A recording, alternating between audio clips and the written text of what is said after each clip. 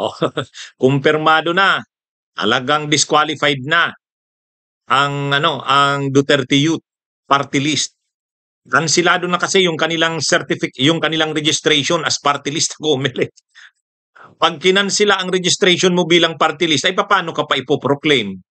Pag hindi ka naman na-proclaim, paano ka makakaupo? Wala na, hindi na sila makakaupo sa 20th Congress. At hindi lang nominee ang pinag-uusapan. Dati kasi ang naging problema nito, nominee eh.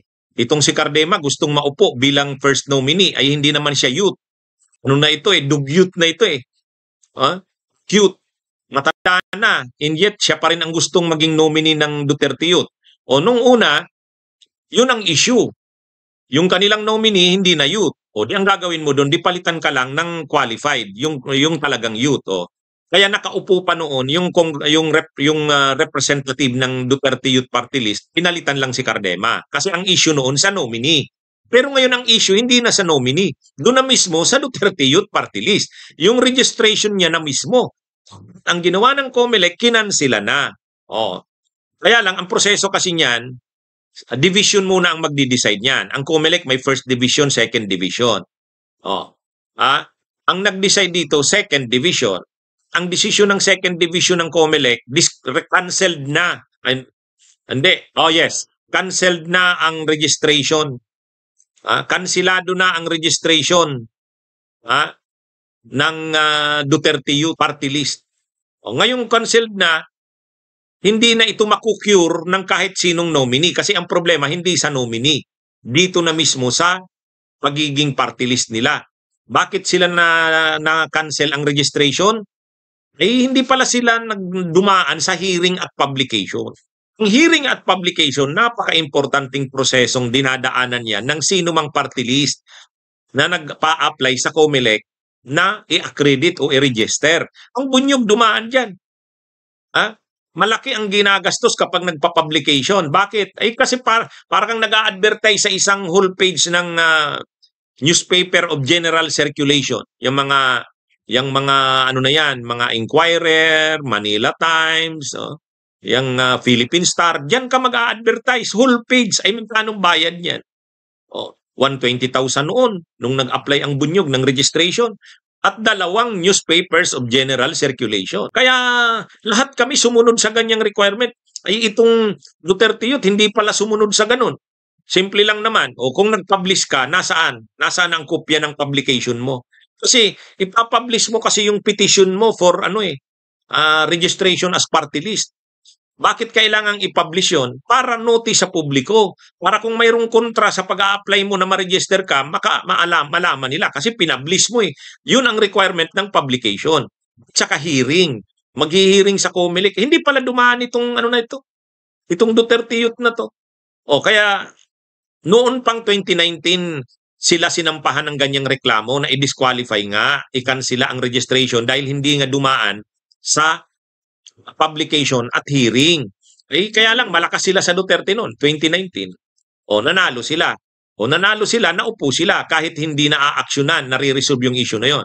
Pero ngayon, talagang insistent na sila Attorney Emil Marañon at ang mga kabataan na kumi-question sa Duterte Youth. Nung-decide na ngayon ang COMELEC Second Division, talagang kansilado na ang registration nila.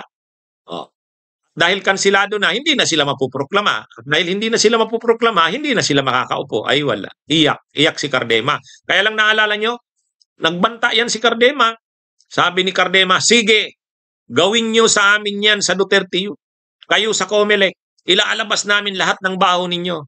Alam namin kung pagpaparegister accredit ng COMELEC, nagkakabayaran, nagkakapirahan. I-expose namin yan. Yung mga korupsyon ninyo sa COMELEC, i-expose namin yan. Mga projects ninyo na pinagkakaanoan ninyo, nagkakaroon ng korupsyon. Sabi ni Cardema, binabantaan namin kayo, ilalabas namin ang baho nyo. O ngayon, ang tanong, gagawin na ba ni Cardema ang banta niya? Ngayong disqualified na sila talaga. Bagamat mayroon pa silang record sa Anbang. Kasi ito, division pa lang naman to. Pero, ano na yan formal na yung decision na yan. Hindi na yan yung mga, lang. Dati kasi hindi pa naman talaga sila dinidisqualify. Ang ginawa ng COMELEC sa kanila, hindi prinoklama. Bakit? Dahil may pending disqualification. pending, hindi pa naman nare-resolve. Ay ngayon may resolution na. Ang resolution ay disqualified nga talaga. Pero mayroon pang recourse, unbank. Ay mahirap na rin sa unbank. Mahirap na sa unbank yan. O anyway, ang tanong, gagawin na ba ni Cardema ang banta niya? Ang sabi ni Cardema, maghanda kayo. COMELEC Chairman Garcia. COMELEC, ang dami niyong baho, ang dami niyong pinagagawang kalukuhan, katiwalian. I-expose namin lahat yan. Sabi ni Cardema. Akala ni Cardema sa pagbabanta nilang yun, matatakot ang COMELEC. Matatakot. Hindi na sila i-disqualify. Ipoproclaim na sila. Ang prinoclaim ng COMELEC, yung bagong henerasyon party list. Dalawa kasi silang hindi prinoclaim. Yung bagong henerasyon party list at saka Duterte Youth. Pero yung bagong henerasyon, pakalipas ng ilang araw, ilang linggo, na-proclaim na. Okay na. Wala nang problema yung bagong henerasyon. Ito na lang na Duterte Youth. Ang banta ni Cardema, bakit yung bagong henerasyon na-proclaim na? Bakit kami hindi pa? Saka galit talaga si Cardema kasi naka-ready na daw sila, nakabarong na daw sila. Noong prinoclaim ng COMELEC yung mga winning party list, nakabarong na daw sila eh. Nakabarong na daw yung mga nominees nila. Kaya lang, karma na rin kasi ito kay Cardema. Si Cardema kasi feeling powerful, feeling entitled. Akala mo, feeling, alam nyo na, ano yan si Cardema eh. Parang Hitler Youth kasi Duterte Youth. Akala mo, malakas sila lagi sa administrasyon. Nung panahon ni Duterte, ay iba na ngayon. Kinuha niya pang ninong si PBBM, ni Cardema. Kinuha niyang ninong, nilang mag-asawa nung nagpakasal sila. Akala niya kasi, hindi maghihiwalay ang Marcos at Duterte. So pareho siya malakas. Malakas yun nung panahon ni Duterte, ngayong Marcos, malakas pa rin siya. Ninong niya eh. Yung problema, naghiwalay yung Marcos at Duterte. Ngayon, siyempre, lumabas yung kanyang pagiging Duterte. Di sa Duterte siya luminya. Paglinya niya ngayon sa Duterte, talagang Duterte siya, sige, ito na ngayon ang kanyang mga problema.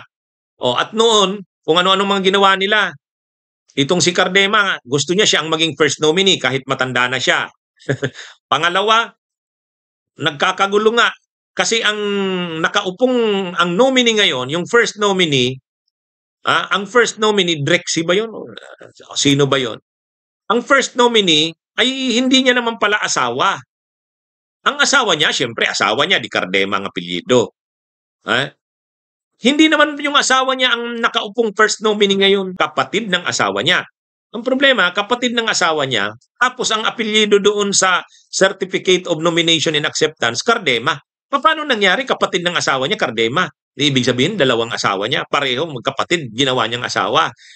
Kaya pinagpapaliwanag ngayon, itong si Cardema, yung yung pala, ang palusot nito ni Cardema, sikat daw kasi yung Cardema. Kaya para daw makakuha ng boto ng Duterte Youth, dapat yung nominee Cardema. Ang problema, hindi nga Cardema yung first nominee kasi kapatid ng asawa niya.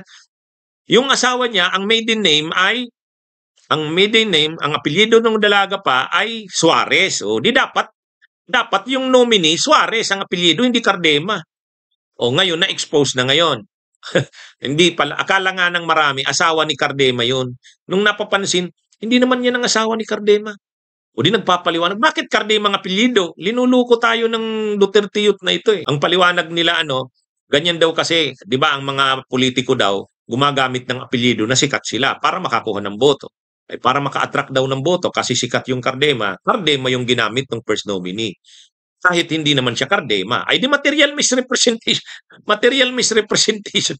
Yan ang problema dito eh. Akala ng Duterte Youth, akala nila Cardema, lahat magagawa nila. Ay hindi na nga eh. Ang buhay ay weather-weather lang. Panahon ni Duterte, nagawa nila yan. Kahit hindi sila dumaan sa publication at hearing, na-proclaim sila, nakaupo sila. Hindi sila na-question sa COMELEC. Hindi inaksyonan ng COMELEC. 2019 pa yung kaso eh. Hindi naman inaksyonan ng COMELEC. Ay ngayon, iba na. Mga appointee na ni Marcos ito, sila Garcia. Mga appointee na ito ni Marcos. Kaya galit na naman si Cardema doon sa dalawang bagong commissioners ng COMELEC. Galit siya. Haharangin niya daw sa commission on appointments. Mukhang lumusot na eh. Lumusot na yung dalawa. Di lalong wala na siyang pag-asa sa unbank. Ngayon ang tanong. Itutuloy ba ni Cardema ang banta niya? Ngayong disqualified na sila talaga. Abangan natin. Abangan natin. Kasi sabi ni Cardema, maganda kayo, Comelec. I-expose namin. Ilalabas namin ang lahat ng baho nyo. Ha? Ilalabas namin ang lahat ng baho nyo. Abangan natin. Tingnan natin. Ha? Gawin nga kaya ni Cardema. Ito kasi, napapansin nyo kasi ito, mga kabunyog, mga kababayan, si Cardema. Ano yan eh? Kung makaasta yan, parang, akala mo, siya, entitled, untouchable. Ay, ha? Hindi ganyan. Yung mga ganyan, laging ganyan yan. Hindi na kayo ang nasa kapangyarihan. Yan ang malinaw dyan. Kung kontrolado nyo pa ang Comelec noon, hindi na ngayon. Yan ang karma. Yan ang buhay ay weather lang. Yan. Ngayon, anong gagawin? Alit sigurado itong si Cardema. Tutulungan na naman siya ni Topacio. So anong gagawin? I-expose na nila ang mga ginawa ng Comelec daw. Sabi niya, banta kasi ni Cardema. Ilalabas namin ang mga baho ninyo. Alam namin, grabe ang korupsyon nyo dyan, katiwalian sa Comelec. Sa ginagawa nyong ito sa amin, ang tandaan ninyo. Parang parang kulang na lang sabihin, gagantihan namin kayo. Parang ganun eh.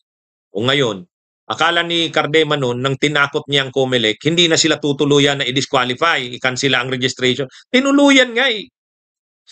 Tinuluyan. Bagamat may unbank pa. Bagamat may unbank pa. Pero na yan, mabigat na yan kasi na-disqualify na sila doon pa lang sa Comelec 2nd Division. Okay? So yan mga kabunyog, mga kababayan. Magandang araw po sa inyong lahat.